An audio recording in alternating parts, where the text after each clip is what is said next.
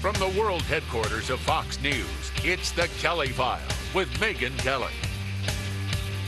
Well, over the past few days, we have seen a couple of eye-opening stories about Republican candidates coming under attack. One, in some instances, for her gender, another for his sexual orientation. Earlier this week, South Dakota Senate candidate Annette Bosworth held an emotional news conference in front of a backdrop full of profanities that she says her critics have used to describe her. And just last night, we introduced you to an openly gay Republican candidate, Carl DeMaio. His congressional campaign headquarters were destroyed 6 days before the primary, but that was just the latest in a string of unfortunate attacks against him. So where's this coming from? Kirsten Powers is a Fox News political analyst and USA Today columnist who served in the Clinton administration. Kirsten, good to see you. So let me start with Ms. Bosworth, who is a Republican running for office, the U.S. Senate. And this is what she had to say. She says it's coming from the left, and this is her commenting.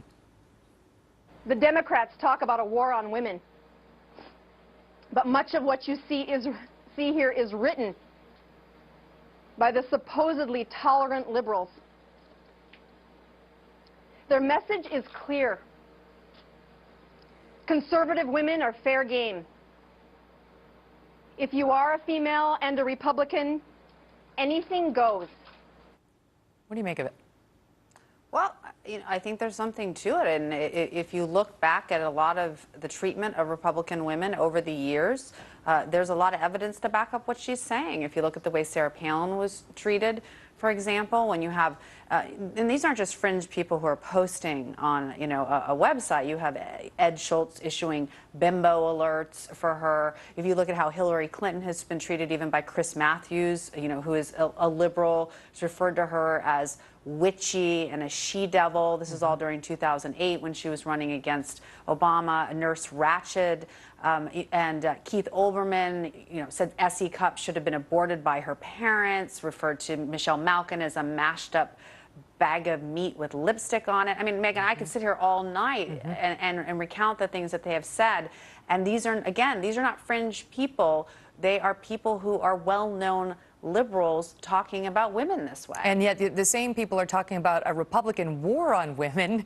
And, I guess they're talking about, abortion policies and contraception and so on. Yeah. But still, how can you be a standard bearer opposing the war on women while you're then going out and calling women some of the names that you just mentioned? Right. Well, exactly. I think that's exactly right. And they've turned it into saying, well, if you oppose abortion rights, you hate women, and so therefore it's a war on women. But then they ignore Bill Maher. I mean, I didn't even talk about Bill Maher, and of course I can't say anything that he says on air because this all would have to be bleeped out. But right. the way that he speaks about conservative women, though, this is the thing. It's not just women in general. It's really conservative women who are treated as almost subhuman. And now conservative men, if they happen to be gay. I mean, normally you see the left coming to his defense, this candidate DeMaio, if he were a liberal, but he's not. Right, exactly. And I think it's this idea that if you're gay or if you're a woman, then you're supposed to be a Democrat. And if you aren't, you're a traitor, and so therefore you should be punished. And that's the sort of mentality. You see it also with African American Republicans being called. There was a Democratic member of Congress. He is black, and he referred to Clarence Thomas recently as an Uncle Tom. And he said, well, I can say that because I'm black. And it's like, no, actually you can't, because it's still racist. I want to ask you this before we go. Do you think it's getting worse, or is there any chance it's getting better?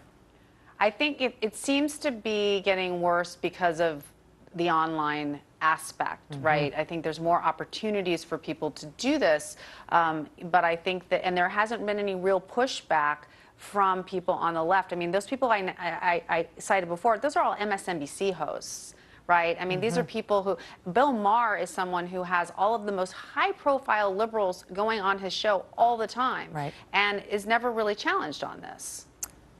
Good to see you. Good to see you too, Megyn.